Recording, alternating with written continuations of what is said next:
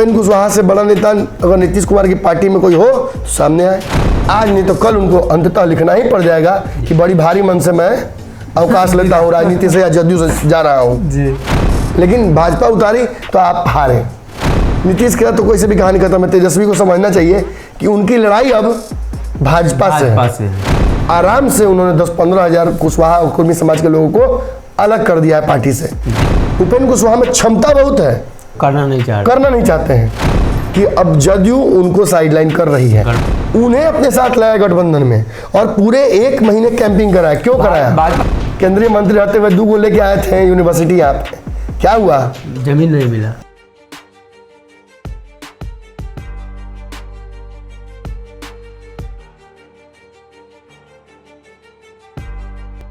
नमस्कार, पंचनामा देख रहे हैं आप, जहां हम करते हैं खबरों की चीरफाड़। बिहार की सियासत से जुड़ी हुई उन खबरों की चीरफाड़ करते हैं, तह तक पहुंचते हैं और आपको बताते हैं कि आखिर इसके तह में क्या है।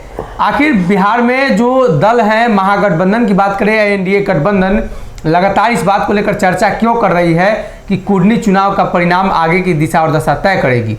कुर्नी चुनाव को 2024 के पहले का सेमीफाइनल भी बताया जा रहा था। ऐसे में उपेंद्र कुशवाहा ने तो लास्ट चांस ही दे दिया है। उपेंद्र कुशवाहा सेमीफाइनल के पहले ही फाइनल कर चुके हैं कि इस बार अगर नहीं हुआ तो आगे कभी नहीं होगा।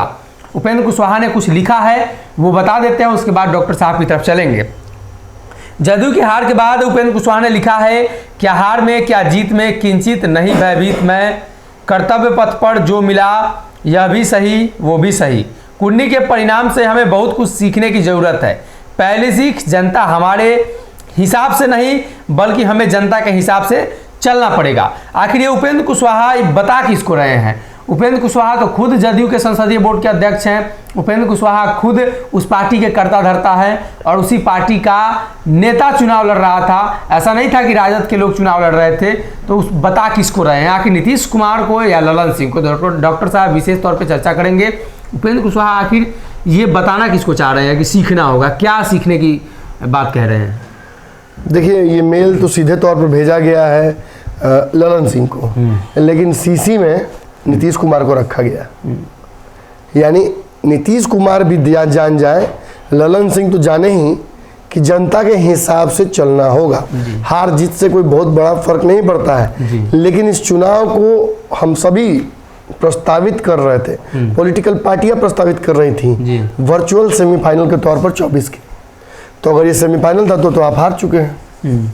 मैंने आपको याद होगा गोपालगंज चुनाव के बाद ही कह दिया था कि भाजपा बिहार में तो ऐसे अगर गोपालगंज जीत जाएगी टिकट लगा के और तेजस्वी अपने मामा को नहीं रोकेंगे, ओवैसी को नहीं रोकेंगे, तो फिर तो ऐसे मामा खड़े हो जाएंगे हर सीट पर और अगर गोपालगंज जीत सकते हैं जहाँ पे बहुलता है वोट बैंक लालू की, तो फिर तो पूरा बिहार जीत जाएगा भाजपा और आप कुछ नहीं कर पाइएगा। डमी कैंडिडेट उतारना है, उतार देगी भाजपा। आपने भी उतारा है लेकिन भाजपा उतारी तो आप हारे। दूसरी बात, यहाँ मुकेश सहनी को समझाया सकता था, किसी ने प्रयास नहीं किया। उससे भी बड़ी बात, जो बात उपेंद्र कुशवाहा कह रहे हैं वो बात ये है कि हमें समझने की जरूरत है, जनता के हिसाब से चलना होगा। मतलब इस पूरे क्षेत्र में बहुलता किस जनता की है? सवर्णों की भी है और ओबीसी वर्ग भी काफी मात्रा में, कुशवाहा समाज के लोग ज्यादा है। लघु समीकरण इसमें भारी पड़ता है। जो प्रत्याशी हैं उनका विरोध उस ओबीसी समाज में भी हो रहा था। हम तो लगातार बोल रहे थे। कुछ हद तक उस सवर्णों के वोट को ललन सिंह ने कैंपिंग करके कि यही रात अंतिम, यही रात भारी, हमको दीजिए वोट, हम आपका सारा निवारण कर देंगे, 1 to 1 सबसे मुलाकात कर रहे थे। ठीक है, कुछ भूमिहारों ने वोट कर दिया, चूंकि प्रत्याशी सामने भूमिहार था तो कुछ वोट उधर भी गया होगा और भाजपा से भूमिहारों का मोह भंग, बोचहा वाला स्थिति नहीं है। ये बात आपने बिल्कुल सही कही थी। मुझे याद है बोचहा के चुनाव के टाइम में आपने एक बात कही थी कि बोचहा पूरे बिहार का रिजल्ट नहीं हो सकता है। इसका कारण है कि भूमिहार जो या कोई भी जो पैच टेस्ट होता है वो एक जगह होता है, वो पूरे शरीर में नहीं किया जाता है। भूमिहारों ने वहां भाजपा को झटका दिया है। करंट देकर मारने का मंशा नहीं है, बस झटका देने भर का प्यार है, लेकिन प्यार है, बस एहसास करना। भाग जाएंगे, इसका मतलब ये तो नहीं कि जाने से मार देंगे। भाजपा जीवित रहेगी तो सवर्णों को बिहार में फायदा है, सवर्णों को यह लगता है। और भाजपा जीवित ही नहीं बल्कि काफी एक्टिव है। मैं तो बार बार कह रहा हूँ कि 15 वाली भूल कर रहे हैं बार बार समझ के लोग, नीतीश कुमार और तेजस्वी यादव। नीतीश के तो कोई से भी कहानी खत्म है। तेजस्वी को समझना चाहिए कि उनकी लड़ाई अब भाजपा से है। जो वो भाजपा जो बंगाल में बहुत मजबूती से चुनाव लड़ी, जो महाराष्ट्र में तिक्रम से सरकार बना ली, जो उत्तर प्रदेश में सीधी लड़ाई में अखिलेश को हराती है। तो अब समझिए आप, उत्तर प्रदेश से बहुत अलग नहीं है बिहार। उन समीकरणों पर भाजपा काम करने लगी है और भाजपा बिहार में चाहती है कि तेजस्वी से उसकी सीधी लड़ाई हो। लेकिन नीतीश अगर कमजोर कर देंगे तेजस्वी यादव को इस तरीके से हर सीट पर, तो नहीं जीतेंगे तेजस्वी यादव और बार बार भाजपा के पीछे पीछे बैठना पड़ेगा और वहीं पे भाजपा के खिलाफ हर बार राजनीति करनी पड़ेगी सदन में विपक्ष के नेता की। तो ऐसे में राजनीति समाप्त हो जाएगी ना। और बहुत सारी संभावना है, बहुत सारे छोटे छोटे दल हैं जो बिहार में आगे बढ़ रहे हैं। आगे चल के तेजस्वी का ये भी पद छीनने की कैपेसिटी रखते हैं वो दल। पप्पू यादव है, चिराग पासवान है, मुकेश सैनी है, ये लोग भी दबाव डाल रहे हैं पीछे से।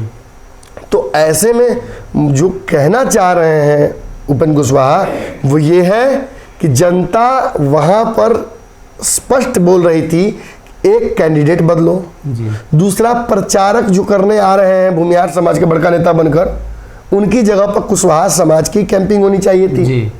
उमेश कुशवाहा को सबसे बड़ा कुशवाहा समाज का नेता बना रहा है जदयू। संभव है? मैं बार बार कहता हूं, उपेंद्र कुशवाहा से बड़ा नेता अगर नीतीश कुमार की पार्टी में कोई हो तो सामने आए। उनसे बड़ा जनाधार किसी का है? बिहार में कोई नहीं है। बिहार में नहीं है। कुशवाहा का सबसे बड़ा नेता बिहार में उपेंद्र कुशवाहा है। ये बात निर्विवादित है और अगर इस पर विवाद कोई खड़ा कर रहा है तो केवल जदयू में हो रहा है। कभी उनको उमेश कुशवाहा से बेइज्जत कराया जा रहा है, कभी उनको ललन सिंह से बेइज्जत कराया जा रहा है, कभी कार्यकर्ताओं से गाजर मूली फेंकवाया जा रहा है। मैंने तब भी कहा था उपेंद्र कुशवाहा बस एक ट्रेलर है, पूरी पिक्चर देखनी हो तो नीतीश जी खुद चले जाइएगा प्रचार करने। गए थे ना, कैसे सभा में बेइज्जत हुए। नोटा भी 2.5-3 हज़ार आ गया था। मतलब सरकार के खिलाफ जबरदस्त आक्रोश है और सरकार के खिलाफ तेजस्वी के खिलाफ नहीं है, केवल नीतीश जी के खिलाफ है। तेजस्वी को जनता एक्सेप्ट करने के लिए तैयार है। तेजस्वी से कोई क्यों डरेगा भाई? कोई क्यों तेजस्वी को मौका देना चाहेगा? उसने आज तक बिहार चलाया कब है? उसको मौका मिलेगा, वो फसल चला के दिखाएगा, जनता को पसंद आएगा तो ठीक, नहीं पसंद आएगा तो फिर जाएंगे साइड में सेंटिंग में। बहुत ऑप्शन है, मुकेश सहनी है, चिराग पासवान है, भाजपा है, किसी को मौका मिलेगी जनता। लेकिन ये नीतीश कुमार नाम का जो कूड़ है वो बार बार पीठ पे लादना पड़ रहा है जनता को, और फिर भी इसमें भी स्ट्रेटेजिकल मिस्टेक हो रही है। मतलब जो सीट उपेंद्र कुशवाहा को सामने करके लड़नी चाहिए थी उस सीट पे ललन सिंह को सामने करके चुनाव लड़ रहे हैं। अगर उपेंद्र कुशवाहा वहां मौजूद होते तो निश्चित तौर पर मैं बता रहा हूं आपको 10 से 15 हजार वोट और बढ़ता और जीत होती 8-10 हजार वोट से जदयू की। वहां पे मैं दावा कर सकता हूं, हालांकि मैं बदल नहीं सकता हूं इसको पीछे जाके दिखा के कि देख लीजिए, पर देखे, लेकिन मैं दावा करता हूं अपनी राजनीतिक समझ मेरी जितनी है, शुरू से बोलता आ रहा था उपेंद्र कुशवाहा की बहुत खिंचाई कर देता हूं कभी कभी, लेकिन उसके पीछे कारण है उपेंद्र कुशवाहा में क्षमता बहुत है, करना नहीं चाहते हैं। वो चाह रहे हैं कि सेफली कहीं ट्रॉफी बनकर आ जाए। उन्हें अभी बहुत राजनीति करनी चाहिए। बिहार के विकास में विपक्ष में जो भूमिका उन्होंने निभाई है कुछ सालों के मात्र लिए, वो सराहनीय, मैं उसका फैन हूं और उन्हें वही करना चाहिए। आज जिस जगह पे बैठे हुए जदयू में कि मिल जाएगा, इस इंतजार में कितने लोग बैठे हुए हैं, कितनी पार्टियों में। उपेंद्र कुशवाहा ऐसे लोग नहीं है कि जो बैठे इंतजार करें लोगों का कि हमें कुछ मिल जाएगा।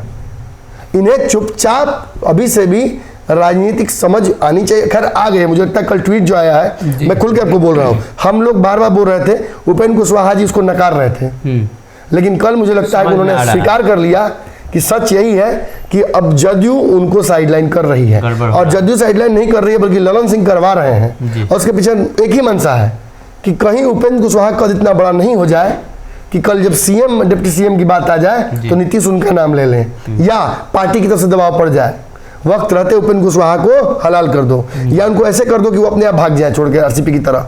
ऐसी स्थिति उत्पन्न करने के लिए शुद्धतः ललन सिंह जिम्मेवार है। ललन सिंह ने अगर 5000 भूमिहारों का वोट दिलवा दिया होगा जदयू को, तो आराम से उन्होंने 10-15 हजार कुशवाहा और कुर्मी समाज के लोगों को अलग कर दिया है पार्टी से।